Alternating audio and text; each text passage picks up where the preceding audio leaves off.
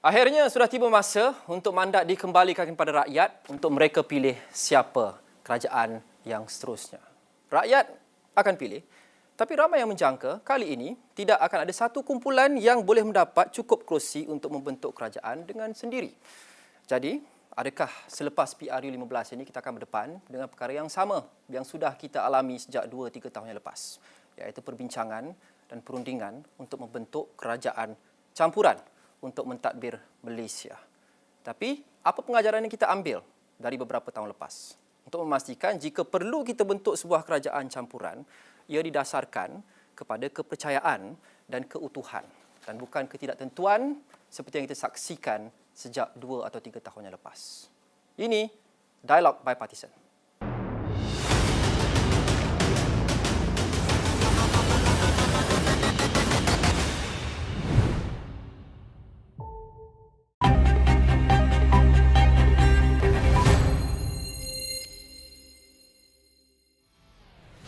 Dan kita kumpulkan wakil pelbagai parti untuk sesi hari ini untuk membincangkan berkenaan dengan perundingan kuasa pasca PRU15 sekiranya kita terpaksa melakukannya sekali lagi.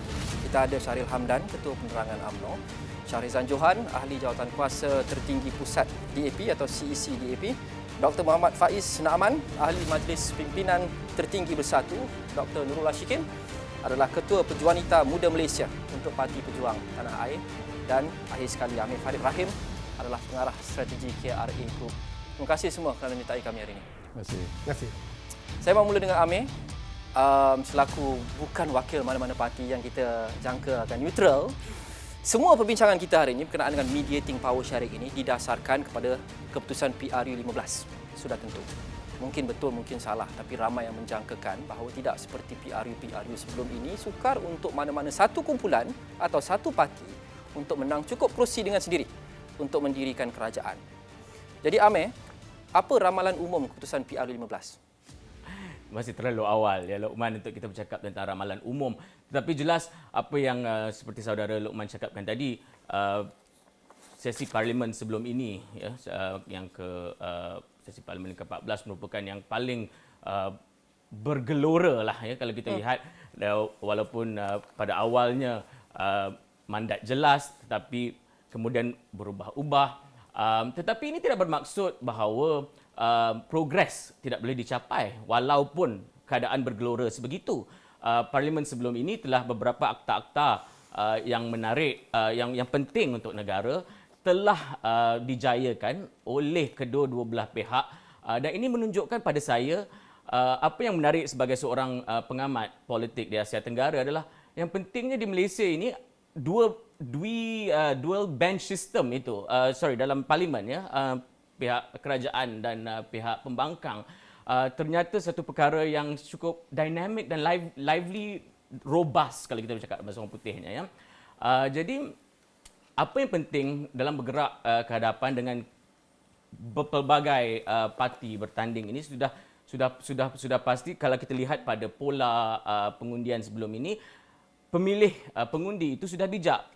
Mereka melakukan perkara-perkara yang sebelum ini kita rasa terlalu sukar untuk diimajinasikan oleh pengundi tempatan. Split voting, tactical voting. Perkara ini boleh berlaku. Jadi, jika pola ini berterusan, ada kemungkinan bahawa tidak ada parti yang mempunyai majoriti yang besar. Tetapi itu kemungkinan. Mungkin tidak, kerana kita masih belum bermula kempen secara official, walaupun masanya agak panjang dari bila mana Perdana Menteri Datuk Seri Ismail Sabri mengumumkan pembubaran parlimen hingga kepada penamaan calon dan juga hari mengundi, itu masanya begitu panjang, dan saya dapat melihat ada yang sudah mula unofficial campaign dan session engagement dengan pengundi walaupun tidak diumumkan di mana tempatnya. Tetapi apa yang penting ialah dengan hari ini kita dibarisi cuma generasi muda, kita hampir semua satu generasi ini,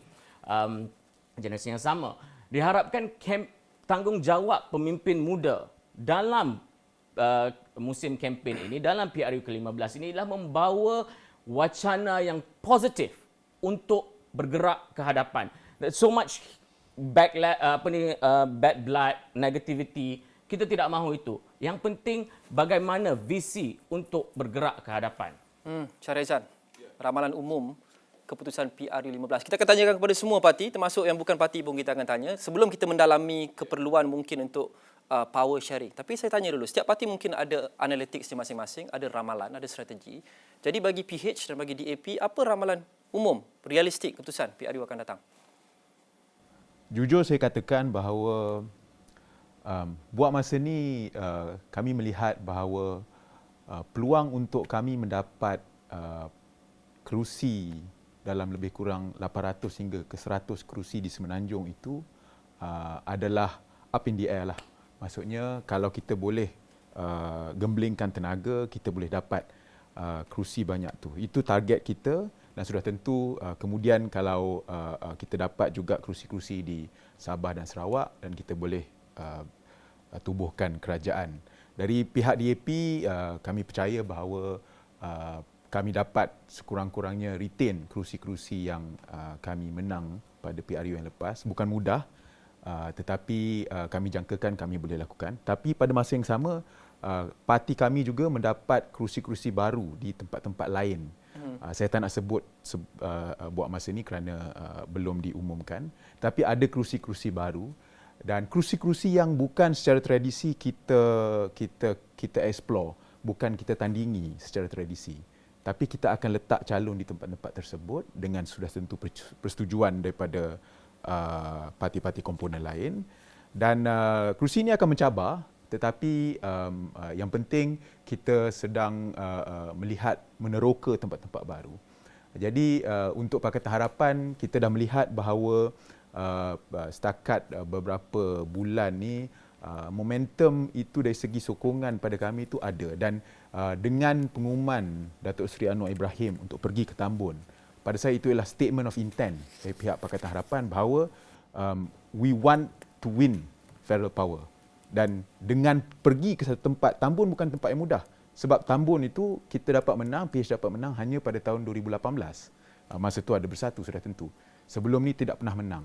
Jadi untuk Datuk Seri Anwar pergi ke tempat seperti itu ialah pada saya satu statement of intent bahawa kalau kita tak menang kerusi macam Tambun tu, we will never win federal power. It's the sort of seat yang kita perlu menang untuk kita menang kerajaan persekutuan. Jadi PH yakin maksimum 100 kerusi boleh dapati jika saya faham di betul apa yang Semenanjung saya cakap. ni kita target kita untuk dapatkan di Semenanjung untuk dapatkan 80 hingga 100 kerusi di Semenanjung Malaysia dan kemudian di Sabah dan Sarawak lainlah. Dr. Shikin sudah tentu pejuang dan GTA adalah newcomers dalam PRU pada kali ini. Pada ketika ini, pada komposisi terakhir Dewan Rakyat sebelum bubar ada 4 kerusi. Apa sasaran dan ramalan prestasi pejuang dan GTA pada PRU akan datang dan juga ramalan umum taburan kerusi pasca PRU? Kita pejuang kita dah umumkan yang kita nak bertanding 120 kerusi. Pejuang saya maksudkan adalah bersama dengan GTA lah. Cuma memandangkan kita dah putuskan yang kita akan gunakan logo dan juga nama pejuang. The reason why kita pilih 120 kerusi adalah sebab kita nak govern. Nak membentuk kerajaan Dengan adalah sendiri? sukar. Sama ada sendiri ataupun dengan gabungan lah.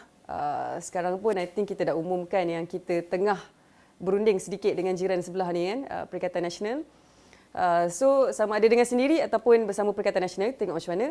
Tapi kalau ikut dapatan apabila kami engage dengan research center adalah agak sukar mengikut situasi sekarang, status sekarang akan ada satu gabungan yang berjaya membentuk satu majoriti yang kukuh dengan pilihan raya ini.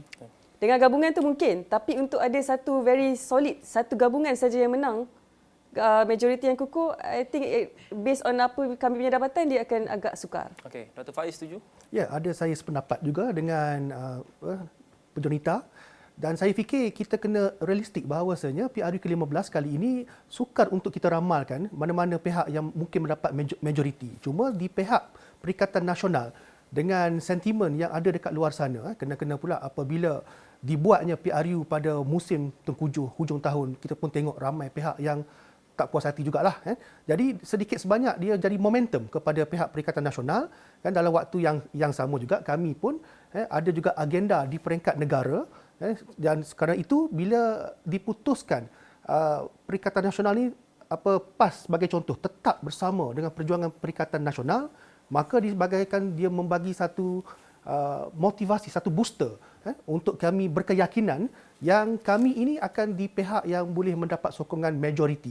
Walaupun saya tidak kata dengan mudah, ialah satu pertarungan yang bagi saya cukup sengit dan cukup sukar untuk PRU ke-15, tapi perasaan yang kita yakin kita di pihak sokongan ramai itu kita ada. Okey. Itu soalan menarik sebelum saya tujukan soalan yang sama tadi kepada Syahril. Tapi Dr. Faiz ada bangkitkan poin yang menarik iaitu mengadakan pilihan raya sewaktu musim banjir.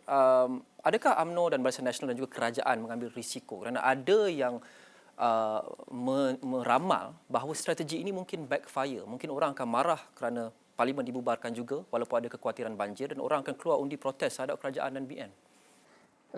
Saya rasa isu banjir ni dah diulas berkali-kali. Pertama sekali kita mendoakan dan mengharapkan bahawa ia tidak akan sekali dengan musim kempen dan juga undi. Dan kita buat keputusan berasaskan beberapa pertimbangan, bukan hanya satu pertimbangan. Dan kalau kita lihat apa yang dilaporkan oleh Jabatan Meteorologi sendiri, peralihan monsun itu berlaku tapi risikonya paling tinggi di hujung November dan awal Disember ke atas. Tak bermaksud dia tak akan jadi pada 19 hari bulan ataupun 5 hari bulan waktu penamaan calon. Tak bermaksud itu. Tapi we have to make decisions based on the data that we have. Dan juga berasaskan pertimbangan-pertimbangan lain. Kalau kita lambatkan lagi, ada perkara-perkara lain yang akan berlaku. Mungkin banjir di Sabah dan Sarawak pada tahun depan. Semua ini adalah pertimbangan-pertimbangan yang membuatkan keputusan itu dirasakan perlu. Termasuklah dan terutamanya soal kestabilan politik yang perlu wujud selepas sesuatu pilihan raya itu selesai supaya kita boleh mendepani masalah ekonomi yang dijangka lebih berat pada 2023. Saya boleh jawab soalan yang saya tadi? Boleh. BN dan UMNO, saya kira satu-satunya pihak yang selama ini lantang menyuarakan keyakinan mereka untuk bergerak solo pada PRU 15. Jadi saya wonder sama ada Syahril dan UMNO berpendapat sama juga seperti rata-rata panelis kita iaitu tidak akan ada satu kumpulan yang boleh menang cukup kerusi untuk bentuk kerajaan dengan sendiri atau tidak atau sebaliknya. Saya akan serahkan ramalan-ramalan kepada macam Saudara Rokman dengan Amir. Tapi BN kita masuk pilihan raya nak menang. Kita masuk pilihan raya dengan sasaran untuk membentuk kerajaan. Kalau dengan gabungan pun mungkin mirip seperti BN yang dulu iaitu sekarang ni BN tidak ada di Sarawak kan. Tapi kalau kita anggap rakan-rakan di Sarawak itu boleh memberi kerjasama, maka kalaupun dianggap tidak realistik untuk Barisan Nasional di Semenanjung dan Sabah saja membentuk 112 ke atas, mungkin ia kurang tidak realistik kalau kita anggap bahawa GPS itu boleh memberi kerjasama kepada Barisan Nasional setelah selesai. Dan soal istilah solo ni kadang-kadang mungkin bunyinya seolah-olah angkuh. Tapi beberapa poin lah. Nombor satu, UMNO adalah satu-satunya parti yang tak pernah bertanding solo. Kita sentiasa masuk pilihan raya daripada tahun 55 pun daripada lambang orang lain. Iaitu, bukan lambang orang lain lah, lambang lain. Perikatan ataupun Barisan Nasional. Maksudnya bukan UMNO solo lah. Barisan Nasional betul, solo. Barisan Nasional solo. Tetapi dalam solo-solo itu pun kita dah umumkan bahawa ada kerjasama bersama dengan JRS di Sabah. Kita dah umumkan bahawasanya macam saya sebut tadi, kerjasama dengan GPS dengan tidak masuk di Sarawak itu sendiri pun satu isyarat. Jadi solo ini tidaklah mutlak hitam putih. Dia bergantung kepada tafsiran kita dan tafsiran kita adalah BN ini bila kita cakap solo ini lebih dalam konteks tidak bersama dengan parti-parti yang dari segi teorinya mungkin selama 3-4 tahun ini kita berbincang. Yang Termasuklah secara tradisinya bukan kawan atau ally lah. Itu yang dimaksudkan. Okay, ramalan-ramalan itu bukan datang dari saya ataupun saya tak tahulah dengan Amir Farid. Tapi ramai yang menjangka termasuk pakar-pakar dan penganalisis politik. Seperti yang kita cakap, mungkin betul, mungkin tidak. So, agak fool's game untuk kita predict di sini. Tapi wajar untuk kita bersedia. Dan saya yakin setiap parti politik ada strategi-strategi dan percaturan dan analytics dan persediaannya. Jadi semua ni kita dah dapat rata-rata jawapan yang lebih kurang sama. Saya nak tanya kepada semua sekarang, adakah parti anda sanggup bekerjasama dengan parti lain, coalition lain, walaupun coalition itu mungkin secara tradisinya musuh atau seteru, sekiranya perlu, pasca PRU untuk bentuk kerajaan? Syarizan dulu boleh start lah kot. Bila kita cakap tentang nak masuk rundingan, maksudnya power sharing. Ya. And we are going into uncharted waters lah sebenarnya. Perkara yang tak pernah berlaku sebelum ni. Sekurang-kurangnya pada belah kami, di mana kita perlu mungkin berkongsi kuasa dengan parti musuh tradisi macam Barisan Nasional contohnya. Walaupun saya dengan Saudara Syahril kawan baik juga, tapi kantoi lah. Kantoi lah.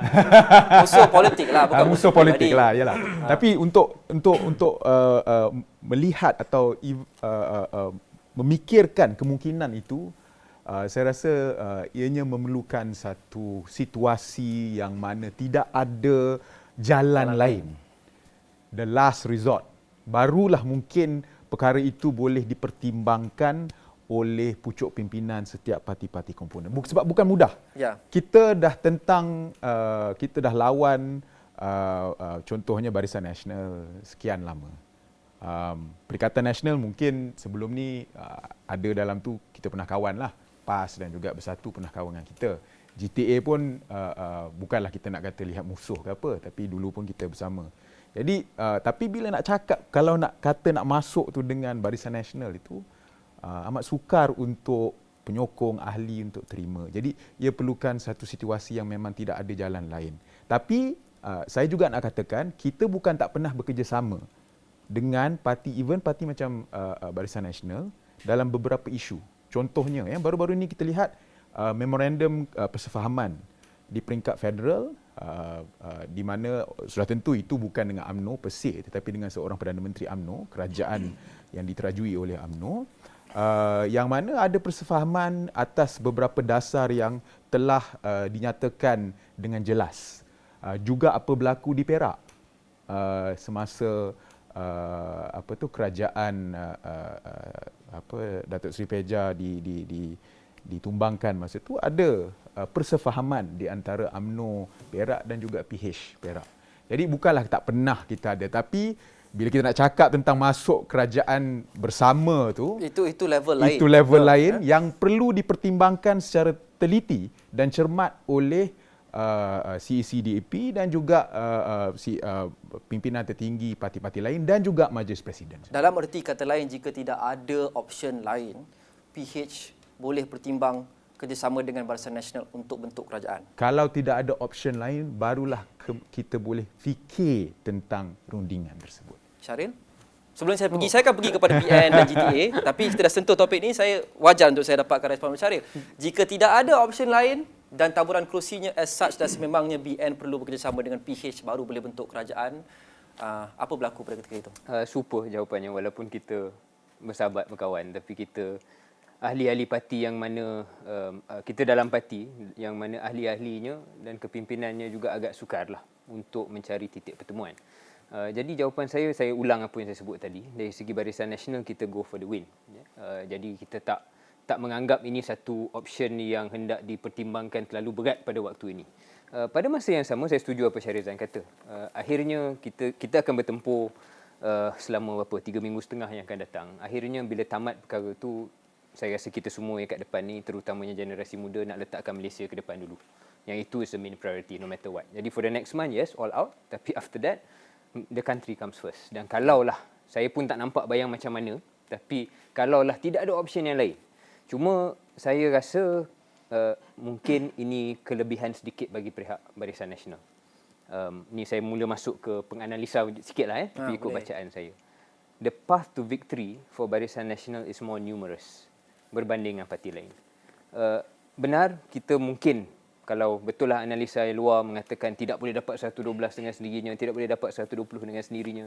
Tetapi jalan-jalan gabungan-gabungan kecil lain ke arah 112 ke atas itu lebih banyak bersama dengan BN lebih banyak option lah untuk membentuk berbanding kerajaan dengan mungkin kawan-kawan di sebelah kanan saya. Tapi wallahualam. Okey, wallahualam. Jika betul BN perlu bekerjasama dengan PH, sebab itu bila banyak option, jadi kalau PH itu yang last option, mungkin ada option-option lain dululah yang boleh kita timbang. Tapi soalannya adalah jika tiada option lain. Seperti yang saya sebut dari tadi, kita tak ada siapa boleh ramal 100%.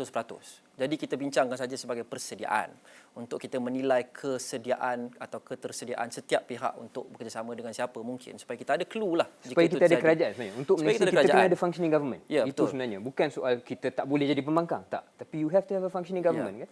Jika if it comes down to that, BN perlu bersama dengan PH. Jika, bagaimana BN dan UMNO, dan saya akan tanya juga kepada PH, BN dan UMNO rationalize perkara itu dengan penyokong akar umbi mereka. Kerana selama ini prinsip utama adalah no DAP, no Anwar.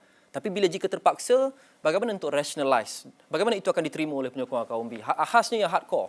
Itu Luqman kena jemput saya lah pada 20 hari bulan November. Itu not saja. today. Tak ada soalan ramalan Tak ada mengenai jawapan sebab strategi saya- mesti kena ada. Saya tak terfikir benda tu sebab kita ada option-option lain lagi sebelum itu. Oh, belum fikir lagi. Okey. Adakah DAP dan PH dah fikir kerana selama ini melabel UMNO sebagai rasuah, perasuah dan sebagainya. Tapi jika perlu bekerjasama, bagaimana? Saya rasa penyokong kita kalaulah sampai ke tahap tu macam saya cakap no ada jalan lain. Kalau disampai tahap tu penyokong kita akan letakkan negara sebagai keutamaan.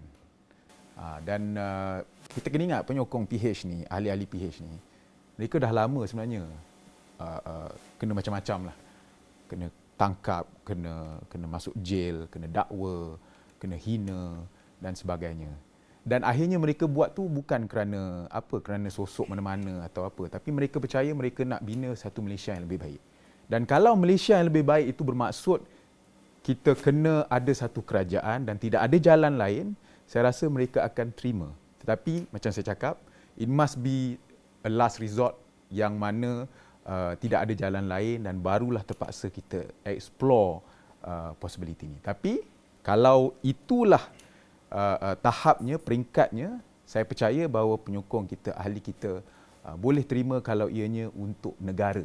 Kepentingan negara bagi mereka adalah lebih utama daripada kepentingan parti sendiri. Okey. Perikatan Nasional. Ya, saya fikir seperti mana panelis kita tadi pun, saya rasa jawapan saya pun lebih kurang sama jugalah. Bila tiba saat seperti itu, bagi saya satu keadaan yang unik yang mungkin tak pernah berlaku dalam negara, dia akan menuntut semua pihak akan jadi rasional. Yang pertama sekali, saya harap begitulah, kan, walaupun sentimen kepartian tu memang menebal, semua orang ada semangat kepartian masing-masing, ya, dan di sebelah Perikatan Nasional pun kita ada keyakinan sebenarnya untuk mendapat sokongan majoriti rakyat Malaysia untuk PRU ke-15. Tapi jika ada wujudnya keadaan ataupun kemungkinan boleh jadi seperti yang kita bincang pada hari ini, maka kita letak negara dan rakyat diutamakan, kan. Maknanya the way forward kena ada kerajaan. Kerana kerajaan itu akan menjaga negara dan juga rakyat. Dan oleh kerana itu, maka perundingan, kalau terpaksa berfikir ataupun nak bentuk perundingan dengan pihak-pihak yang bukan dianggap sebagai sekutu selama ini untuk membentuk kerajaan campuran, jadi kita kena ada asas-asas rujukan dia apa. Kan? Kalau kita semua boleh merujuk kembali kepada rukun negara, perlembagaan negara dijadikan asas yang paling tinggi. Kan, walaupun saya tahu rukun negara ini benda yang ada tafsiran pelbagai lah mengikut politik, tapi bila kita betul-betul niat nak go forward, kan, kita kena ada rujukan dia dan ada batas-batas dia yang kita kena santuni. Baru kita boleh memulakan rundingan baru. Kan. Tapi bagi saya benda ni memang agak rumit tapi tidak mustahil. Ya, jawapan-jawapan yang saya terima setakat ini sangat memberangsangkan. Iaitu menunjukkan keterbukaan bahawa jika tiada pilihan, the country comes first, negara dahulu. Tapi mengapa ia sering kali tidak dicerminkan oleh kenyataan-kenyataan kepimpinan tertinggi? Sebagai contoh, Pakatan Harapan tidak mahu bekerjasama dengan GTA. Barisan Nasional tidak mahu bekerjasama dengan Perikatan Nasional dan PAS dan No DAP dan bagai semua tu. Jadi, jika terpaksa, anda adalah lapisan pemimpin muda. Mungkin ada perspektif dan pendekatan dan pendapat yang berbeza. Tapi pada penghujungnya, kepimpinan tertinggi yang akan membuat keputusan. Adakah anda yakin bahawa semua ini akan dicerminkan oleh kepimpinan tertinggi kerana they seem to be saying different things, at least publicly. Kita mula dengan Syahril. Adakah saya rasakan benda ni boleh berlaku?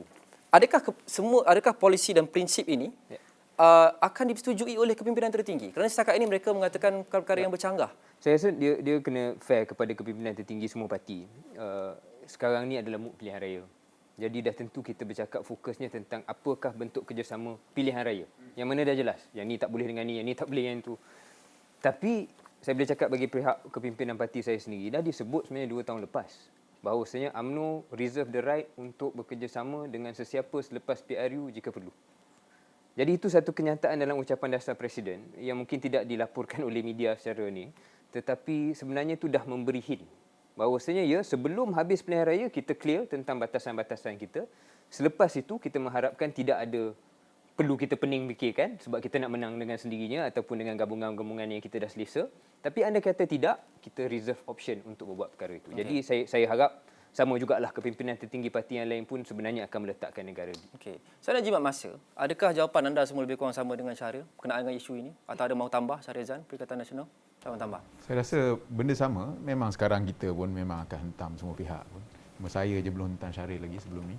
Dan itu politik lah. Itu politik lah. Tapi Ke ada rundingan? tak ada. GTA memang saya Jajaran baru. memang saya nak pergi ke GTA Jajaran lepas baru. ni. Betul saya nak pergi GTA lepas ni. GTA ni betulkan saya jika saya salah. Nampak setakat ini bahawa GTA dan Tun Mahathir hanya berkeras tidak mahu bekerjasama dengan BN dan UMNO, tapi nampak seperti terbuka untuk bekerjasama dengan pihak lain jika terpaksa. Jadi kita ambil the worst case scenario. Soalan yang lebih kurang sama. Sekiranya kerusi itu is as such that GTA menang cukup kerusi untuk hanya boleh bergabung dengan BN untuk mewujudkan kerajaan campuran, mendirikan kerajaan campuran. Adakah GTA terbuka? Saya nak bagi jawapan straight to the point lah. I think I tak nak diplomatik sangat kat sini. Ketetapan yang kami dah buat dalam mesyuarat adalah kita tidak bincangkan lagi kesepakatan pasca PRU 15. Apa yang kami bincangkan setakat ini adalah apa gabungan yang possible kita buat nak menuju ke PRU. Tapi selepas itu, untuk membentuk kerajaan, kita sebenarnya belum lagi sampai ke tahap ada tak possibility dengan Barisan Nasional, Perikatan Nasional, Pakatan Harapan. Bunyinya untuk seolah-olah membentuk sama. kerajaan. Membincangkan Tetapi- gabungan sebelum PRU dan selepas PRU lebih kurang sama. Prinsipnya adalah sama. Tapi okey, tak apa. Apa gabungan yang GTA cari, seek sebelum PRU 15? Tapi kalau setakat ni, apa yang kami tetapkan adalah siapa yang berkongsi aim yang sama. Dan aim kita adalah untuk kalahkan Barisan Nasional. So takkanlah kita nak gabung dengan orang yang kita nak kalahkan. Jika tiada pilihan?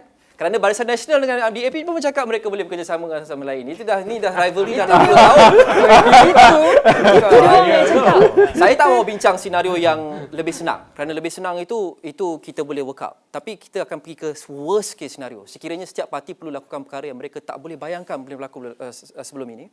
Adakah mereka sanggup letakkan ego dan setengah polisi mereka ke tepi untuk negara, benar-benar untuk negara, untuk kerajaan berdiri dan kerajaan yang stabil. Jadi worst case scenario bagi GTA kali ini bukan untuk bersama dengan PH atau even PN. Itu lebih likely. Tapi yang paling tak likely adalah jika perlu bekerjasama dengan BN untuk cukupkan kerajaan, cukupkan kerusi. Jadi bagaimana senario itu? Saya tak nak jawab bagi pihak GTA, tapi saya nak jawab bagi pihak diri saya. Bagi Sebagai pejuang, ahli politik boleh. muda, kita lebih terbuka. So kita akan fikir nak bagi country itu bergerak. Country to running. So kita mungkin akan ada fleksibel, tapi ego-ego orang tua ni lebih lain sikit. So apa so pada saya betul saya Kena cakap saya marah tak ni. boleh nak jawab bagi pihak GTA. Tapi kalau saya rasa kalau dah memang terpaksa, tiada langsung cara lain. Walaupun impossible lah, tak ada cara lain. Kita tak tahu. Jikalau memang tiada, dah tak ada cara, terpaksalah kan. Firman, sedar Tapi tak? saya yakin akan wujud satu formula atau perkara lain yang membolehkan ini tidak berlaku. Nothing is impossible dalam politik. Sebelum ni kita tak pernah jangka Tun Mahathir boleh bekerjasama dengan Anwar. Kita tak pernah jangka Tun Mahathir boleh diterima oleh DAP sebagai Jadi, contoh. Jadi lebih nothing is fleksibel impossible. sebenarnya. Politics Yang is lebih the dewasa art of the tu possible. Betul. Okey. Dan yang lebih dewasa mungkin lebih fleksibel sebenarnya. Lebih dalam dewasa- parti GTA ni. Okey. Lebih dewasa, lebih fleksibel. Lepas tu sedar Lokman, semua kita bincang ni sebab apa? Sebab semua nak combine kalahkan BN je. Jadi maknanya diorang pun sedar yang likely untuk menang ni adalah BN. Perikatan Nasional ada respon. Kalau tak pening macam ni. Kerana Perikatan Nasional membentuk kerajaan bersama BN sebelum sebenarnya ni. kita ni macam Perikatan Nasional macam Parti Bersatu. Pada asalnya kita menyahut untuk muafakat nasional. Kita menyahut kan jemputan itu. Tapi tidak ada follow up. Maknanya kita pada asalnya dah kira nak pergi sekali dah sebenarnya. Pada asalnya Bermakna PAS before berlaku dengan UMNO krisis. atau PAS UMNO dan Bersatu? Yes, PAS, UMNO dan Bersatu. Okay. Pada asalnya begitu. Sebelum berlaku krisis menjatuhkan Tan Sri Muhyiddin Yassin sebagai Perdana Menteri. Bila dah berlaku krisis yang sebegitu, nampaknya bersungguh-sungguh kan Barisan Nasional UMNO lah dalam dia punya Perhimpunan Agung UMNO 2 tahun berturut-turut No Bersatu yang disebut. Dia bersungguh-sungguh. Tapi bagaimana dengan kritikan PH bahawa Tan Sri Muhyiddin Yassin pun menjatuhkan juga kerajaan PH pada awal 2020?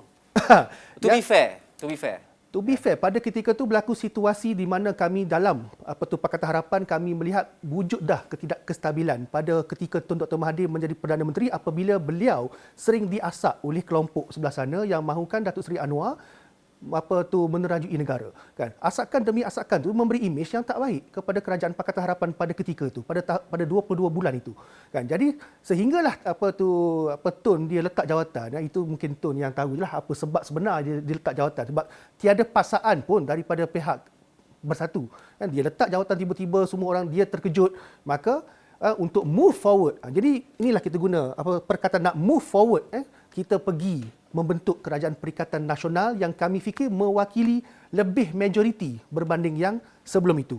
Okey. Kan kami pergi move forward. Saya rasa saya kena betulkan sedikit. Bukanlah nak gaduh dengan Perikatan Nasional. Tapi I think semua orang pun tahu kenapa Tun perlu letak jawatan. Sebab dia dah hilang majoriti. Waktu tu Tun dah tiada majoriti yang kukuh. Dan ikut perlembagaan pun, bila dia tak ada majoriti yang kukuh, dia kena meletakkan jawatan sebagai Perdana Menteri. I think kita dah explain benda ni sangat banyak kali. Hampir semua sidang media, hampir setiap kali jumpa wartawan, kita kena explain benda ni. Okey. Setiap kali Saya kena selaku explain juga lagi satu yang Perikatan Nasional kata ni. yang mana satu? Katanya dia nak katakan UMNO PAS dengan bersatu sekali kan. Aha. Tapi dia lupa kot bila kita hantar surat tu, sebelum dia jawab dia terus tubuhkan Perikatan Nasional. Itu masalah. Tapi kalau nak buka balik sejarah tu nak 1 jam lebih lah. Okey, selaku tukang tunggual kadang-kadang, kita nak fokus pada Topik. moving forward. Topik tu satu, moving forward. Tapi kadang-kadang saya faham, kita tak boleh sentuh berkenaan dengan bergerak ke hadapan tanpa kita sentuh juga sejarah kerana ia berkait rapat. Tapi Amir Farid dari tadi sengih-sengih dan tengok-tengok kepada kami panelis semua. Berdasarkan semua jawapan mereka setakat ini, apa feedback Amir selaku Saya nak neutral? cakap apa yang rakyat Ya. fikirkan lah, dan saya banyak turun ke lapangan mengambil feedback. Masalahnya pilihan raya kali ini terlalu mengelirukan, confusing. Kerana kita harus explain kenapa kita adakan perbincangan hari ini pasca gabungan pasca pilihan raya. Pertama, sebagai seorang penganalisis politik, kita harus memahamkan rakyat kenapa ini berlaku. Ini berlaku kerana gabungan parti-parti yang ada sekarang, BN, PN, PH, GTA mempunyai kekuatan yang kekuatan yang unik, kekuatan masing-masing. Dan kalau kita lihat pada 3 yang besar itu, kekuatan yang agak kuat di setiap konstituensi mereka, ya. Jadi kalau berlaku pertempuran, akan berlaku perpecahan. Maksudnya kita tidak boleh sukar untuk meramalkan. Pertama. Kedua, ialah rakyat sendiri confused dan mungkin keliru dengan siapa di mana. Bukan nak kata, kalau saya sebagai seorang penganalisis politik pun kadang-kadang kita kena rujuk balik nota kita, siapa dia ni di mana, Terlalu banyak. terlalu banyak. Jadi ini feedback yang saya dapat dari ground. Menjawab isu satu lagi, gabungan pasca pilihan raya atau sebelum pilihan raya pre-election. Masalah untuk pre-election ni juga, kalau kita lihat ada pernah dilakukan oleh parti-parti sebelum ini, ialah mungkin di atas itu kata okey kita bekerjasama, tetapi di bawah tidak faham. Okey, jadi tidak berlaku full vote transferability kalau walaupun pre-election dah buat pakatan. Jadi jalan mudah untuk bukanlah jalan mudah, tapi lebih mudah untuk membicarakan gabungan pasca PRU daripada sebelum PRU. Tapi balik pada permasalahan ini, terlalu banyak option, terlalu banyak permutation dan combinationnya sampai rakyat keliru. Jadi perkara ini perlu dijelaskan dalam kempen, dan saya faham kenapa setiap ahli panelis kita mengatakan bahawa ya sekarang ini kita ialah musim PRU confident untuk membentuk kerajaan. Kerana naratif itu perlu, jangan dihilangkan naratif itu bahawa mungkin masih boleh berlaku bahawa satu parti mendapat majoriti. Mereka juga perlu dilihat yakin Betul. memasuki perjuangan. Tapi juga pada masa yang sama kita harus ingat majoriti apa yang selesa itu. Kerana adakah cukup 112 membentuk parlimen? Memang itu dari segi undang-undangnya itulah majoriti yang cukup untuk menubuhkan kerajaan. Tetapi berdasarkan kembali sejarah yang telah berlaku beberapa tahun kebelakangan ini, walaupun kita ada safeguards seperti anti-hopping law, tetapi apakah nombor yang sebenarnya selesa untuk membentuk kerajaan yang stabil, kerajaan yang boleh memastikan bahawa agenda membela kesejahteraan rakyat itu diutamakan. Kerana kita harus ingat cabaran ke depan 2023 ini rakyat. Perkara pertama, buatlah kajian. Saya pasti semua kawan-kawan saya di parti politik ini mempunyai kajian-kajian mereka, kajian-kajian pengundi. Isu pertama ialah isu ekonomi. Okey. Isu kedua barulah isu kestabilan, isu politik dan sebagainya. Jadi penting untuk selain daripada kita berbicara terlalu banyak menghabiskan tenaga untuk berfikir bagaimanakah kita nak membentuk kerajaan pasca pilihan raya ini, tugas mereka golongan politik yang akan bertanding adalah untuk meyakinkan rakyat apakah visi mereka jika mereka menang. Okey, jangan fikir dulu tentang gabungan segala macam ni, kerana apa yang bagusnya tentang politik di Malaysia ini ialah parti-parti itu tidak berteraskan ideologi yang terlalu kuat. Adalah pahaman UMNO, BN ada pahamannya, DAP ada pahamannya, PKR ada pahamannya. Tetapi seperti mana yang kita dapat lihat dalam perbincangan kita hari ini, semua bersetuju untuk advancing the nation, untuk menggerakkan Malaysia ke hadapan. Jadi ini berbalik kepada apakah kepimpinan tertinggi mampu apabila harus berunding nanti mengetepikan. Saya rasa saya selamatlah bercakap tentang isu ini berbanding dengan mereka yang di dalam parti politik. Adalah pertama, kepimpinan tertinggi harus faham realiti politik nanti apabila sudah mendapat keputusan pilihan raya, dan harus ketepikan ego, harus ketepikan masalah-masalah lampau, baggage, ya, untuk melihat bagaimana Malaysia harus bergerak ke depan, kerana rakyat sudah letih dan penat dengan ketidakstabilan beberapa tahun kebelakangan ini, dan memerlukan visi untuk menggerakkan Malaysia. We have lost so much time, ya, dalam bergerak ke depan kerana masalah-masalah yang berlaku. Ya, lebih kurang sama macam apa Dr. Shikin sebut sebentar tadi secara jujurnya. Kerana saya pun dalam pengalaman saya sebagai interviewer, kadang-kadang bila saya interview tokoh-tokoh muda parti politik ini, mereka jauh lebih open, mereka jauh lebih optimis dan mereka terbuka untuk bekerjasama dengan parti seteru. Tetapi perkara itu kadang-kadang dia sukar untuk dibawa ke kepimpinan atasan yang lebih berusia, yang ada baggage, yang mungkin ada dendam pun.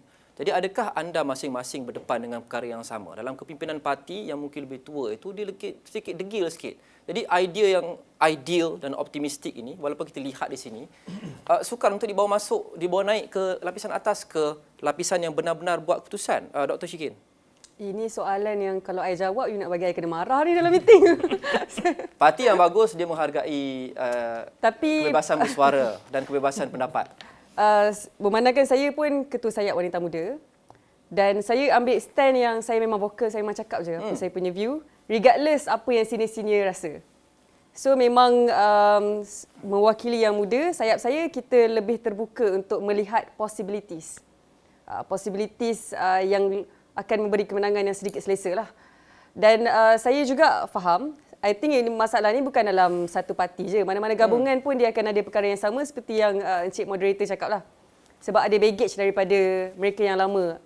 Mungkin ada yang tak setuju, ada yang tak setuju. Tapi kami bersyukur, Alhamdulillah, sebab Tun Dr. Mahathir kita nampak dah banyak kenyataan yang dia keluarkan, dia agak terbuka untuk sebarang rundingan. Even Tun pun yang keluar statement dulu kan, mencari possibilities antara dengan gabungan pembangkang yang lain. So, memandangkan kami punya pengerusi pun dah sangat open-minded macam tu, it's quite easy untuk kami yang muda ni untuk be vocal, nak state kita punya opinion.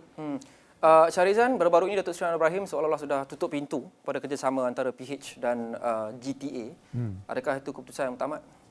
Saya percaya sekarang ni apa yang kita nak buat adalah kita nak perkukuhkan Pakatan Harapan itu sendiri, dan sudah tentu juga electoral pact yang kita dah masuk sekurang-kurangnya dengan muda dan juga kemungkinan dengan PSM juga. Kita nak perkukuhkan itu dulu. Saya tidak melihat itu sebagai satu benda yang muktamad ke apa, tetapi lebih kepada fokus kita adalah sekarang untuk bersama dengan PH, bersama dengan parti-parti yang ada electoral pact dan untuk menang federal. Dan malangnya pada masa ini mungkin kita tidak mahu fokus pada parti-parti lain yang tidak bersama dengan kita untuk kita fokus pada pilihan raya umum yang akan datang. Dan berkenaan dengan sama ada keterbukaan dan sebagainya dalam parti saya sendiri, dalam DAP, saya sebenarnya kita tidak ada masalah untuk bawa isu-isu ini, tapi ianya akan diperbincangkan. Dan kita kena ingat dalam sisi DAP sekarang sebenarnya ramai ada kepelbagaian umur. Ada yang lebih veteran dan ada juga yang lebih muda, yang baru masuk CEC, baru dilantik, dan juga ada middle level dan sebagainya. Anthony Loke sendiri, Setiausaha Agung kita, bukanlah dia umur dia baru 40 lebih dari segi umur. Jadi lebih inklusif, fleksibel, dan kita memang meraihkan kepelbagaian dalam pendapat. Jadi pada saya isu untuk membangkitkan isu ini dalam mesyuarat parti dan sebagainya tidak menjadi masalah sebenarnya. Perikatan Nasional Dr. Faiz, adakah kadang-kadang anak muda seperti Dr. Faiz ni bawa idea segar baru dan mungkin bercanggah dengan norma orang-orang lama dalam parti menghadapi kesukaran untuk mengubah fikiran mereka? Sejak dah 6 tahun saya masuk politik dan menjadi ahli Majlis Pimpinan Tertinggi Parti Bersatu, dari segi untuk nak meluahkan pendapat tu tak pernah ada halangan. Cuma ada setengah-setengah pendapat kita ni sama ada langsung tidak diterima, ada juga pernah ada waktu itu, ada juga pernah kita menyatakan pendapat secara terbuka. Mungkin kita masih lagi yang kata baru dalam politik. Kadang-kadang kita tak tahu aturannya. Jadi bila kita secara terbuka menyatakan yang kita kurang bersetuju dengan keputusan kepimpinan, kadang-kadang kita dapat backlash jugalah daripada di kalangan sama ada akar umbi ataupun pemimpin parti, kan. Itu benda-benda yang pernah berlaku. Itu, dan inilah yang buat kita belajar apa itu politik. Dia ada aturan dia. Boleh bersuara, tak ada masalah, ikut saluran dia, kan. Tapi we cannot expect yang apa yang kita bawa itu ataupun apa yang kita cadangkan itu akan diguna pakai oleh kepimpinan, sebab mereka sendiri akan berbincang benda ni, kan. Dia ada beberapa peringkat. Di peringkat Majlis Presiden, Biro Politik, kan, semua tu akan diambil kira belaka. Adakah idea kita, cadangan kita, orang muda ni adalah boleh diguna pakai ataupun boleh memberi keuntungan politik kepada parti, negara dan juga bangsa. Ya. Bagaimana dengan Syahril? Adakah Syahril menghadapi kesukaran bukan sahaja sewaktu musim PRU ni, tapi sebelum-sebelum ni untuk membawa idea anak muda yang segar dan basically didengari oleh veteran UMNO? Menyuarakan pandangan dalam UMNO ni tidak menjadi satu masalah, terutamanya kalau kita ikut saluran dalam mesyuarat. Dalam kenyataan-kenyataan luar tu kadang-kadang kenalah lebih berdisiplin, terutamanya kalau ada penjawatan macam saya. Tetapi dalam mesyuarat memang kerap untuk meluahkan pandangan. Ada kalanya pandangan itu mungkin berbeza daripada majoriti ataupun berbeza daripada generasi yang lebih dewasa, tapi so far saya tak ada masalah untuk menyuarakan pandangan tersebut. Jadi saya nampak dalam konteks yang kita bincang hari ini, keterbukaan untuk apa yang berlaku selepas PRU dan sebagainya, mungkin untuk generasi muda lebih terbuka, terutamanya seperti mana Luqman kata tadi, dia tidak ada sejarah antara individu. Kadang-kadang benda ni manusia dengan manusia. Tak ada baggage. Jadi dia parti itu satu hal lah, dari segi ideologi, dari segi keseteruan yang dah lama. Tetapi at the end of the day, dia tentang individu dengan individu. Dan saya rasa generasi muda ni bukanlah tak ada luka, tapi luka dia boleh plaster lagi lah, bukan kena bedah. Tapi itulah, GTA seperti mana yang Dr. Shikin sebut, Dr. Shikin sendiri selaku anak muda terbuka kepada kerjasama jika tiada pilihan lain, untuk sebagai contoh untuk bersama dengan UMNO. Tapi tak semestinya itu akan dicerminkan ataupun boleh diserap ke atas kepimpinan tertinggi dalam keputusan mereka. Adakah Dr. Shikin menjangkakan kesukaran itu sekiranya tiba di senario itu pasca PRU 15? Saya tak merasakanlah begitu sukar, sebabnya Presiden kami, Datuk Seri Mukris Mahdi, dan even Tun sendirilah, Tun Dr. Mahathir Mohamad sebagai pengerusi, a good listener. Dia memang good listener, good thinker, dan kita senang sangat nak bermesyuarat dan berbincang. Jadi saya yakin mereka akan ada solusi. Tapi seperti saya katakan, saya tidak percaya itu adalah jalan terakhir. Saya percaya akan ada lagi ruang-ruang lain untuk tidak bersama ataupun perlu bersama. Jika dah memang tak ada pertimbangan lain yang kita boleh buat, barulah itu akan jadi last resort. Okey. Saya mahu berbalik kepada rundingan dan saya akan tanya kepada semua. Saya akan bermula dengan Syahril lah. Jika perlu berunding dengan parti atau kumpulan-kumpulan lain, khasnya parti-parti yang seteruk ini, ada tak sebarang tuntutan asas, basic demands daripada Barisan Nasional ataupun UMNO? Sebagai contoh, mahu PM dari UMNO, mahu jawatan Menteri Kanan dan sebagainya, mahu setengah slot dalam kabinet. Ada apa-apa syarat-syarat asas? Saya rasa saya tak boleh nafikan kalau ia terjadi seperti mana ramalan B kita, ramalan A yang kita harapkan ni adalah BN menang sendiri. Menang sendiri, okey. Tapi kalau ramalan B ni di mana barangkali BN still menjadi blok yang terbesar dalam gabungan itu, sudah tentu ia akan datang dengan tuntutan ataupun permohonan untuk bersama dalam satu kerajaan yang dipimpin oleh Perdana Menteri daripada BN. Yang jawatan-jawatan lain tu saya tak boleh nak komen lah. Jika takdirnya Barisan Nasional bukan blok terbesar dalam gabungan itu, adakah UMNO sedia untuk give up jawatan PM bagi kepada kalau parti kita lain? bukan blok yang terbesar, that means orang lain blok yang terbesar, dia majoriti. So bila kita cakap option ni, kita lupa sebut tadi, option menjadi pembangkang. Okay. Kalau BN ni dah menang 30 kursi je, 40 kursi je, saya rasa grup ni yang tengah betul-betul nak kerjasama kalahkan kita ni, mana dia orang dah menang. So Tak semestinya. So kita takkan pun ada dalam Okey, perbincangan saya faham tu, poin dan tu, tapi tak option semestinya. untuk kita jadi pembangkang tu akan muncul lah kan. Yang kita duk bincang sekarang ni ialah untuk negara. Kalau tak ada lagi langsung apa-apa option dan tak cukup, there is no coalition untuk lepas 112, semua benda ni menjadi perbincangan yang perlu diadakan lah. Contoh- Tapi sebab tu kita nak yang option A. Contoh, option A semua parti ada, saya faham. Itu memang Kita kita... option A lah, BN. Yalah, semua parti masing-masing mahu menang. Jadi kami tu bukan BN lah menang. Yalah. Maksudnya option A semua parti adalah untuk menang. Secara idealnya, se-ideal-idealnya adalah boleh menang dan bentuk kerajaan dengan sendiri. Kalau macam tu tidak ada masalah, settle. Okey, tapi kita bincang berkenaan dengan kalau senario itu lebih sukar. Option B atau option C. Option A mungkin tak perlu bincang sebab straightforward.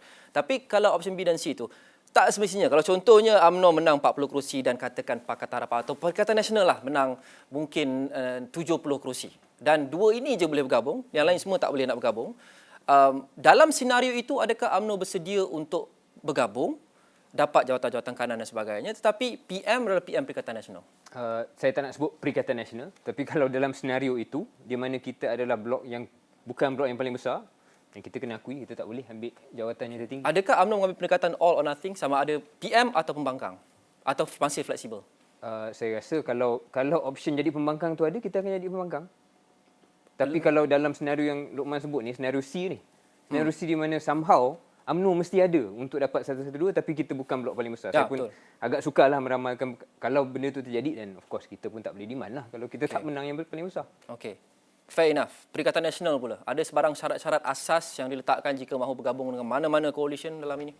Macam saya kata, saya sendiri pun sebagai yang sering menamakan sebagai nasionalis, asasnya ialah asas lebih kepada rukun negara. Yang pertama sekali lah.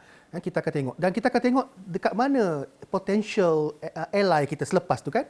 Kalau potential ally kita, contohlah, antara PH dengan BN, contohnya kan.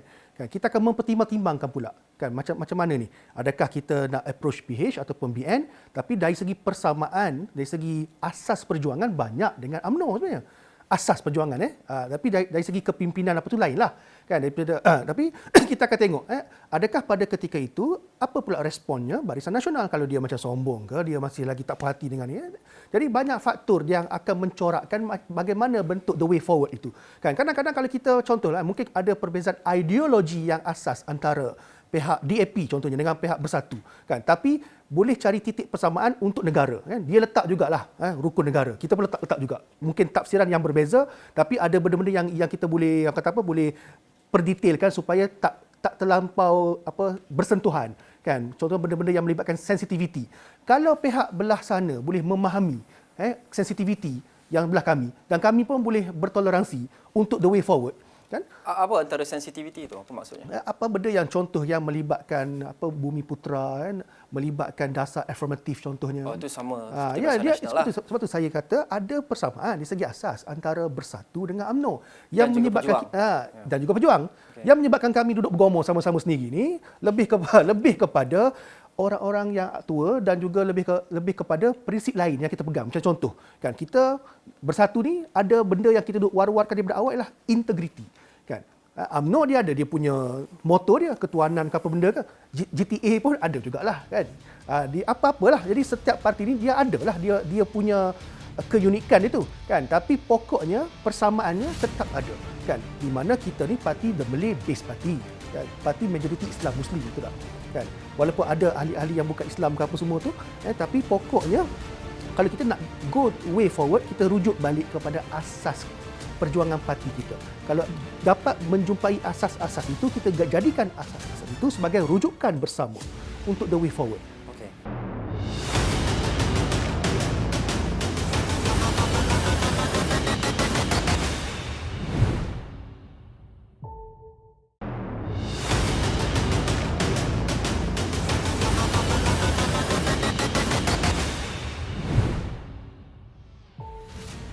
Bolehkah saya assume, mengandaikan bahawa semua parti di sini, kalau senario perlu bentuk kerajaan dan bergabung dengan sesiapa saja, tak kisahlah musuh tradisi ataupun tidak. Jika anda yang pegang kursi majoriti, anda memang akan tuntut jawatan Perdana Menteri. Jika tidak, anda sanggup tak tuntut jawatan Perdana Menteri tapi cukupkan kursi. Tadi Syahril dah jawab, Perikatan Nasional pun saya rasa dah jawab. Bagaimana dengan PH dan juga Pejuang? Adakah itu selamat untuk mengatakan prinsip yang sama? Ya, saya rasa kalau kita blok terbesar tapi tak cukup kursi, sudah tentu kita nak Datuk Seri Anwar Ibrahim menjadi Perdana Menteri. Kalau dalam senario yang itulah. Tapi macam sama juga macam apa Syahril cakap, pada kami nak menang dan kami yakin kami boleh menang. Dan kami yakin bahawa Perdana Menteri yang terbaik untuk Malaysia adalah Datuk Seri Anwar. Dan kalau dah situasi itu di mana kita bukan blok terbesar, kita perlu melihat kerjasama lain dan perlu melihat Perdana Menteri lain, saya rasa amat sukar untuk kita terima seorang Perdana Menteri daripada UMNO. Lebih lagi kalau Perdana Menteri itu ialah Presiden UMNO. Jadi itu kalau nak cakap tentang tuntutan ataupun benda-benda demand yang kita tak boleh terima, saya rasa at no point, kalaulah kata calon Perdana Menteri daripada Barisan Nasional itulah Presiden UMNO, saya rasa siapa calon PM.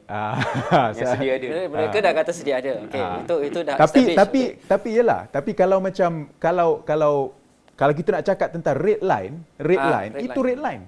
Mungkin kalau orang lain mungkin ialah tidak begitu keras red line-nya. Tapi kalau Presiden UMNO itu ialah calonnya untuk dijadikan sebagai Perdana Menteri dalam situasi yang di luar jangkaan ni, saya rasa itu satu. Kedua, untuk kami, pada saya, apa-apa kerjasama sekalipun perlu berlandaskan agenda reformasi. The reform agenda. Kalau kita nak masuk kerajaan hanya untuk jadi kerajaan tanpa bawa reform agenda ni, saya rasa lebih baik kita tak masuk kerajaan. Jadi itu penting. Dan reform agenda itu boleh menjadikan satu asas untuk memastikan bahawa kerajaan campuran ni, dalam situasi multiverse yang kita tengah bincang ni, akan menjadi lebih kuat dan tidak rapuh macam dulu, sebab kita akan ada satu persefahaman tentang isu-isu asas yang menjadi kita punya platform untuk kita bekerjasama. Red line tu bawa saya kepada soalan seterusnya. Red line atau deal breaker? Ya, Syahril. Sebab red line, betul. Cara Syarizan cakap ni membawa dimensi yang baru lah pada perbincangan kita. Iaitu keterbukaan tu ada, tapi there will be certain red lines. Whether it's policy red lines or certain individu yang susah untuk sesiapa terima. Memang itu saya akan tanya soalan itu kepada semua. Sebab kita peringkat UMNO pun akan ada lah. Individu-individu yang susah. Okey, simpan dulu. Tadi kita teruskan momentum dengan Syarizan, kemudian kita pergi Dr. Shikin, kemudian ni semua. Tadi kita tanya apa syarat-syarat asas. On the flip side, kita tanya apa red line atau deal breaker. Deal breaker ni bermaksud kalau ada benda ni mereka memang langsung tak mahu berunding. Out of the question. Jadi bagi DAP atau Pakatan Harapan, apa sahaja kemungkinan masih lagi boleh dipertimbangkan jika tidak ada pilihan. Tapi yang memang langsung tak boleh terima adalah jika mereka terpaksa menerima Presiden UMNO, Datuk Seri Ahmad Zahid Hamidi sebagai calon Perdana Menteri. Betul? Benda ni belum dibincangkan, tapi saya boleh jangkakan ini adalah satu red line yang mana kita takkan cross. Tapi kalau Datuk Seri Ismail Sabri, seperti yang sudah dinamakan, masih lagi boleh fikir dan pertimbang? Saya rasa itu mungkin satu situasi yang bukanlah red line immediately. Tapi macam saya cakap daripada awal tadi, worst case scenario. Untuk kerjasama pun itu satu benda yang susah untuk diterima lah. Okey. GTA dan Pejuang, apa red line untuk GTA dan Pejuang dalam sebarang perundingan untuk membentuk gabungan kerajaan campuran? Memandangkan semua orang cakap pasal Perdana Menteri, apa yang kami dah putuskan adalah kita tidak menamakan langsung Perdana Menteri. Sebab tu kita umumkan kita punya gabungan akan bertanding pilihan raya apa semua. Sekalipun kita tak sebut nama calon Perdana Menteri kita. Sebab itu apa yang kami putuskan, kita fokus hanya untuk PRU15 tanpa menamakan Perdana Menteri. Tapi adakah ini menunjukkan Pejuang dan GTA tidak yakin mereka boleh hampir pun dengan majoriti? Mereka hanya mungkin target menjadi kingmaker sebagai contoh. Mereka tak rasa pointless untuk namakan calon PM. Kalau ikut dapatan kita, termasuk dengan sentimen rakyat, mereka mengharapkan ada satu street fight. Maknanya kita bergabung dengan opposition lain untuk memberi saingan yang lebih sengit lah kepada Barisan Nasional dan juga menang dengan lebih banyak kerusi, ataupun paling kurang pun ada rundingan kerusi, electoral pact. Dengan cara itu yang kita boleh bentukkan majoriti kukuh. Itu apa yang dapatan kami lah. Okay. Tapi untuk menamakan Perdana Menteri memang kita tidak buat lagi. Okey, bukan saja calon PM, tapi red line. Apa sahaja yang Kalau ada, pejuang memang tak akan bekerjasama walau apa pun. Kalau kita Syarat-syarat tidak asasnya. terpaksa menamakan juga kluster mahkamah sebagai calon Perdana Menteri ataupun menerima kluster-kluster mahkamah orang yang memang dah terpalit dengan kes rasuah, itu memang adalah red line untuk Parti-parti pejuang. lain pun jugalah, samalah kan. Samalah kot, insyaAllah. Okey, parti-parti lain seperti? Tak, maknanya kalau yang diwujud dinamakan kluster mahkamah tu bukan daripada UMNO pun sama jugalah. Masuklah kan. Tapi yang famous Sebab daripada yang famous daripada UMNO lah. Sebab you yang cakap famous. Yang dari faktanya pelbagai. Yang sudah terpalit atau masih dibicara? Kerana ada yang masih dibicara, yang ada yang sudah disabitkan kesalahan. Parti-parti lain ada, tapi saya ingat saya tak ada yang sudah disabitkan kesalahan. Masih lagi dalam pembicaraan. Okey, tak apa, itu topik lain. Perikatan Nasional, red line Perikatan Nasional. Red line dia samalah, lebih kurang lah. Kalau dah sampai satu tahap kan di mana pihak sebelah sana nak mengetengahkan individu yang kita tahu dia ni kontroversi dari segi integriti, ya. Tak kisahlah dia ni label di kluster mahkamah ke apa, kan, kita tahu dia ni individu di mana individu ni dia bermasalah dari segi integriti terutamanya. Apakah lagi moral ke akhlak ke apa semua. Jadi itu pun antara red line yang kita ambil kira. Nak terima ataupun tidak. Watak itu menjadi Perdana Menteri. Jadi benda ni pun agak abstrak, agak subjektif untuk kita memperincikan sekarang ini sebab dia kena tengok apa yang berlaku. Tengok dulu apa yang berlaku, siapa yang nama yang akan naik dan background check. Tapi adakah red line itu hanya apply kepada mereka jika orang itu diletakkan sebagai calon PM? Adakah ia boleh ditolak ansur oleh Perikatan Nasional sekiranya mereka tidak jadi calon PM dan mungkin boleh bekerjasama dengan UMNO? Sebagai contoh, kita lihat sebelum ini individu-individu sama itu ada dalam UMNO Barisan Nasional sewaktu Perikatan Nasional setuju untuk bekerjasama dengan UMNO untuk dirikan kerajaan pada awal 2020. Bagaimana? Kalau individu itu masih ada. Kan, kalau individu tu masih ada dekat sebelah, contoh sebelah BN, sebelah UMNO, dia masih ada, tapi dia bukan diketengahkanlah untuk masuk kabinet ataupun diketengahkan sebagai Perdana Menteri. Okay. Mungkin ada pintu rundingan untuk kita bincangkan. Asalkan bukan calon PM atau mungkin dalam kabinet masih lagi boleh pertimbanglah. Asalkan tidak lekat kes. Kan, kes yang sedang dibicarakan, apa-apalah. Kan, macam contohnya kan, antara, saya beritahulah, antara syarat untuk jadi calon Perikatan Nasional. Tak ada kes LHDN, tak ada kes polis, tak ada kes SPRM. Benda-benda yang macam tu jugalah kita akan apply untuk melihat background check apa sahabat kita sebelah ni. Okey. Belah sana jugalah. Sana juga. Okey, Amir. Amir sebab dia tak ada parti jadi kadang-kadang kita tertinggal dengan dia. Tapi kita penting, sangat penting selaku neutral. Saya mahu balik kepada apa yang Syaril sebut tadi agak menarik kerana adakah impression orang awam adalah seperti semua parti-parti ini tujuan main mereka adalah untuk jatuhkan BN. Dan jika mereka perlu bergabung dengan seteru pun boleh asalkan untuk jatuhkan BN. Adakah itu impressionnya dalam kalangan pengundi? Impression awal yang saya dapat lihat dalam pilihan raya kali ini ialah pertama ialah balik seperti saya kata confusion itu tadi kan kekeliruan. Tidak dinafikan bahawa BN itu kerana parti yang lama dan parti yang punya sejarah dan hubungan dengan masyarakat yang sangat mendalam. Jadi orang melihat BN sebagai benchmark dan kemudian baru cakap dia ni bukan BN dah dia ni dah masuk parti ni. Dia ni bukan. So it's the base point ialah BN kerana sejarah dan sebagainya. Tapi apa yang juga dapatan yang saya dapat lihat ialah semua ramai mereka di luar sana berkatakan bahawa sama je semua ni, semua dah pilihan raya kali ini semua sudah merasa kuasa di peringkat pusat. Baik PH, baik BN, baik PN dan GTA kalau kita ambil tu Dr. Mahathir sebagai Perdana Menterinya sebelum ini. Semua dah merasa kuasa. Jadi semua sama pada pendapat di kalangan orang di luar sana. Jadi sekarang masalahnya adalah untuk, jadi satu perkara yang saya tak sentuh tadi, kekecewaan dengan behavior golongan politik yang dilihat seolah-olah memperlekehkan mandat rakyat dan tidak mengutarakan janji misalnya. Jadi bila berlaku kekecewaan terhadap golongan politik ini, masalahnya ialah adakah mereka akan keluar untuk mengundi nanti. Bukan saja masalah dengan isu cuaca dan sebagainya, tapi juga ialah bagaimana parti-parti politik ini harus meyakinkan berdasarkan track record yang mereka ada, bagaimana untuk membangunkan persepsi tentang integriti, tentang mesra rakyat, politik khidmat dan sebagainya, bagaimana membangunkan persepsi positif itu, dan juga yang ketiga adalah bagaimana untuk bergerak ke hadapan. Kerana begitu bila sukar diramal, terlalu payah mungkin orang tidak mahu keluar mengundi. Kerana harga satu undi itu kepada mereka, mereka boleh, pemimpin politik ni boleh berubah-ubah, boleh buat gabungan itu, boleh buat gabungan ini.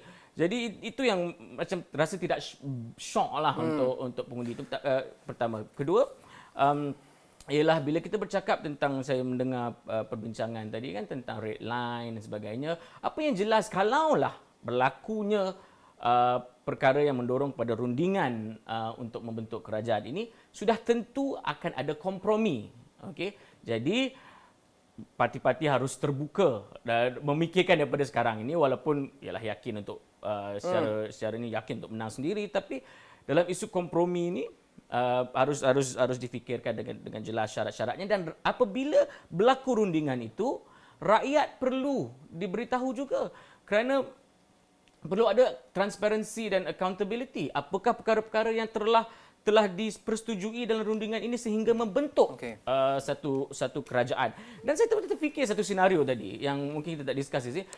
Macam tiba-tiba semua nak jadi, kerana semua sedang merasa kuasa. Jadi mungkin semua nak jadi part of government.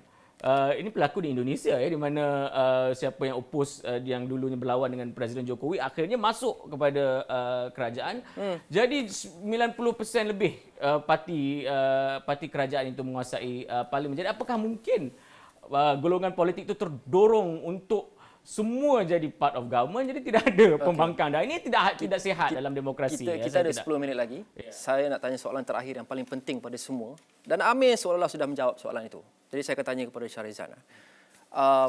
Apa saja kerajaan yang tertubuh selepas ini? Tak kisahlah apa permutationnya, sama ada BNPH ke BNPN, PNPH, GTA dan sebagainya.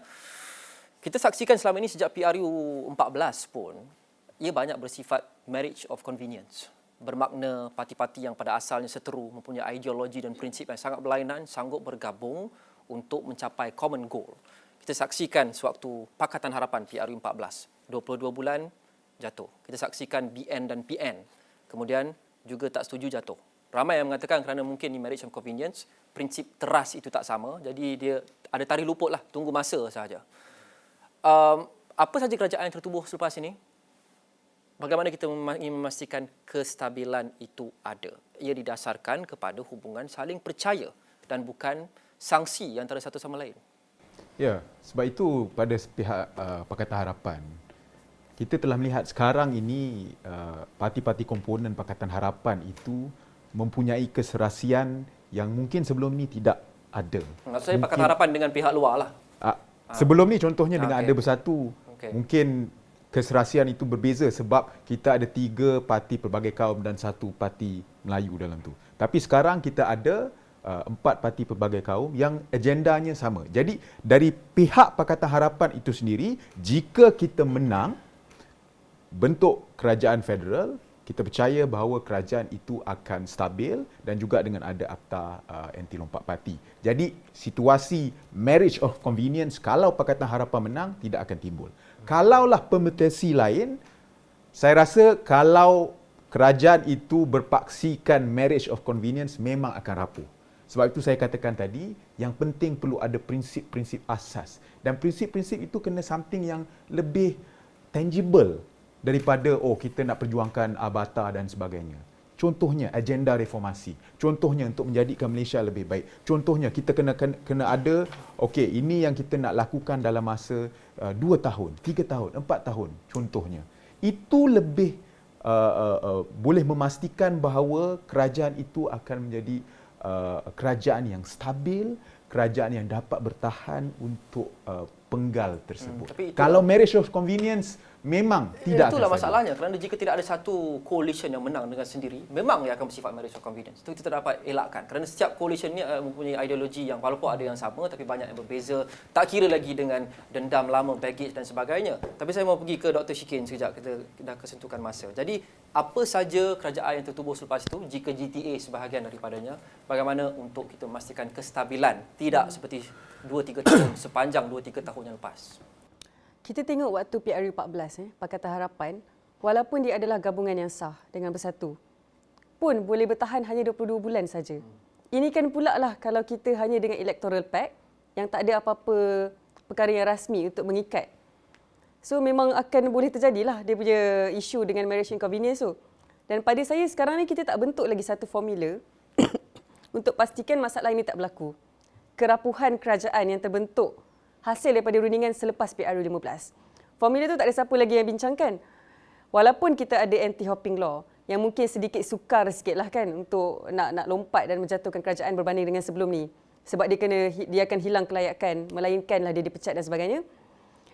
Tapi dia still tidak menjamin bahawa kita ada kestabilan sebab kita dah nampak dah pada waktu lepas PH sendiri pun yang ada gabungan yang sah pun boleh musnah macam tu saja. Sebab tu kami ambil pendekatan apabila kita berunding, kita cari seteru yang mempunyai aim yang sama. Kita cuba berunding pun dengan mana yang ada goal yang sama yang berteraskan perjuangan majoriti bangsa kita lah iaitu Melayu dan juga Islam. Perikatan Nasional lah. Bermakna Perikatan Nasional. Setakat ni kita nampak yang ada common goal tu Perikatan Nasional lah. Okey. Sebab PH dah reject. Okey. Dia juga awatan. Masa. Okey. Saya nak habiskan Nak jawab tapi itulah moderator dah kesitukan masa macam tu. Nak jawab sikit boleh lah 30 saat. Untuk address itu saja sebelum saya pergi kepada Dr. Faiz. PH reject ke tak itu bukan untuk saya jawab lah. Itu untuk PH yang jawab. Tapi apa yang kita dah tekankan berkali-kali bahawa kita terbuka dengan sebarang rundingan yang boleh memastikan kemenangan kita menjatuhkan Barisan Nasional juga UMNO di sebelah sana.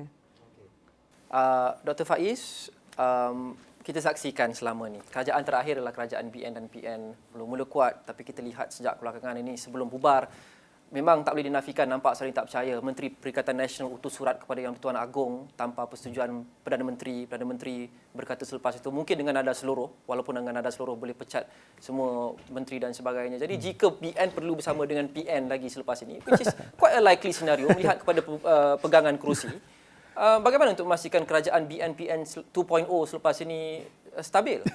Yalah, pertama sekali dalam politik apa jua boleh berlaku kan.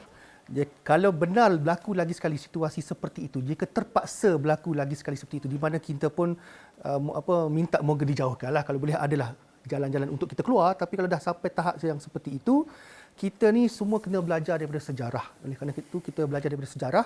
Antara perkara yang membuat sesuatu kerajaan itu runtuh, saling-saling tidak percaya kerana wujudnya kekurangan kita untuk berkomunikasi dengan jelas. Pertama sekali komunikasi. Kena jelas antara pemimpin untuk nak membentuk persefahaman.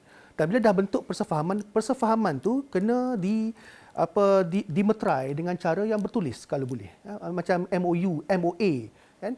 Jelas. Kena ada benda-benda yang jelas. Sebagai contoh, kalau ada perbincangan untuk peralihan kuasa, bila peralihan kuasa tu? Kena jelas tarikhnya bila. Kalau tidak, kalau duk main teka-teki itu yang duk main asak-asak, cocok-cocok ke dalam bergaduh. Jadi itu antara saya bagi contoh apa yang pernah berlaku dulu supaya dia tak berlaku lagi. Adakah Dr. Faiz juga membayangkan perjanjian yang dikatakan ada janji untuk berikan jawatan TPM kepada Perikatan Nasional oleh UMNO? Ya, benda-benda itu benda-benda yang telah dipersetujui, yang telah tertulis ke sama ada, cumanya bezanya benda itu dia tidak terbuka lah. Itu juga kadang-kadang ada orang buat perjanjian tapi perjanjian ini tidak semua tahu. Okey, Syahril boleh bagi respon lah untuk Adil. Kenapa ada perjanjian itu dan jika buat perjanjian kenapa kalau ikut Perikatan Nasional tidak dikotakan janji itu? Saya rasa benda tu overtaken by events dan banyak lagi prioriti lain lah daripada fikir. Tapi poin nak menutup ni, kita cakap tentang topik marriage of convenience lah kan. Kenapa itu boleh membawa pada kerajaan yang rapuh. Contoh yang terbaik marriage of convenience ni, walaupun Luqman duk attack BNPN ni, ialah Pakatan Harapan. Semua saya bagi dia. Pakatan Harapan ni, dia hari ni kita bincang benda macam deja vu 4-5 tahun yang sudah. Iaitu gabunglah kita untuk kalahkan UMNO BN sebab UMNO BN korup. Masih lagi nada yang sama. Dan kita dah lihat apa hasilnya apabila parti-parti yang sebenarnya tidak ada satu persefahaman tetapi melainkan persefahaman nak jatuhkan yang seorang lagi tu. Kalau negara ni nak masuk kepada era 2023 sampai ke 2028 yang mana kita anggap ada stagflation, akan ada geopolitical instability, we cannot have this. Kita mesti ada gabungan yang mempunyai satu pasak yang kukuh iaitu dalam kes Barisan Nasional jelas UMNO, kita tak wayang pun cakap semua parti dalam BN ini pengaruhnya exactly the same. Tak ada. Kita memang mengaku bahawa parti induk dalam Barisan Nasional satu, jelas. Kita perlukan satu pakatan yang boleh memimpin negara yang tidak ada isu-isu macam ni. Kerana figura-figura dalam parti-parti sebelah kanan saya ni, dia punya betul lah, dia kongsi satu matlamat nak kalahkan kami sahaja. Kononnya kamilah yang paling korup, kamilah institusi, semuanya rasuah. Dan dia mengharapkan rakyat termakan dengan perkara itu. Saya tak tahu, 19 hari bulan kita tengok sama ada naratif mereka itu berjaya atau tidak. Tetapi saya nak ingatkan kepada pengundi-pengundi, kita dah try dah cara ni. Kita dah try dah anything but UMNO, ABU. It's time to go back to what is best for this country. Saya harap sekurang-kurangnya adililah manifesto-manifesto yang akan keluar selepas ini. Bukan hanya Barisan Nasional tapi yang semua. Dan tengok siapa yang ada credibility, kemampuan, kompetensi untuk bawa 5 tahun ke depan. Dan saya harap yang akan berlaku adalah option A, Barisan Nasional menang. Sorry Lokman, boleh tak saya Boleh. sebelum just nak reply kepada Syaril tu. Throughout discussion ni, saya tak pernah pun kata matlamat kita lah untuk jatuhkan BN. Memang Syaril pun tak cakap lah. Tapi kita punya matlamat sekarang untuk menang federal. Sebab itulah kita tidak melihat kepada GTA apabila mereka nak bekerjasama. Sebab matlamat sekarang ialah untuk menang federal. Sebab kita sekarang tahu rakyat kita tak boleh terima bahawa kita nak asal buka UMNO atau mahu tumbangkan BN. Rakyat nak tengok apa yang Pakatan Harapan boleh offer. Sebab itulah saya dah cakap tentang statement of intent Datuk Seri Anwar pergi ke Tambun. Itu menunjukkan bahawa kita serius, kita nak menang federal. Jadi pada dalam perbincangan ini pada kami Pakatan Harapan, it is no longer about trying to jatuhkan BN ke apa, tetapi untuk menunjukkan bahawa kitalah pilihan yang terbaik untuk rakyat Malaysia. Bukan macam dulu, bukan macam 2018. Jadi itu saya nak lebih baik daripada ketika itu. Tak, maksud saya bukan macam 2018 yang mana mungkin matlamat je lah untuk tumbangkan Barisan Nasional. Sekarang ni matlamatnya lah untuk menjadi kerajaan sebab kamilah pilihan yang terbaik untuk Malaysia. Itu yang kami nak. Dan soalan kritikal juga kita tujukan kepada semua. Walaupun Syaril selalu cakap saya suka serang UMNO, BN dan PM. Kita tanya pada GTA adakah mereka tak yakin letak calon PM nak jadi kingmaker saja. Tapi kita tujukan juga pada BN, PN. Tapi tak apa, kita berbicara dan kita berdebat. Syaril okey? Okey, terima kasih. Kita insyaAllah kita boleh sambung di episod-episod yang seterusnya. Kita harap idea-idea segar anda semua, baik PH, GTA, PN dan BN ini akan mencerminkan atau membayangkan Malaysia selepas ini.